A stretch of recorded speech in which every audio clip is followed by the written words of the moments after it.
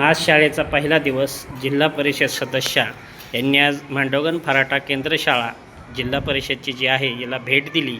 त्यावेळी त्यांच्याकडून आपण पुढील शाळेला विविध ज्या मागण्या आहेत शाळेच्या आणि जो काही विकासाबाबत आहे त्याबद्दल आपल्याला बाबी ही माहिती देतील। आज शाळेला भेट दिली। आज जिल्हा परिषद शाळेचं शैक्षणिक वर्ष चालू झालेलं आहे।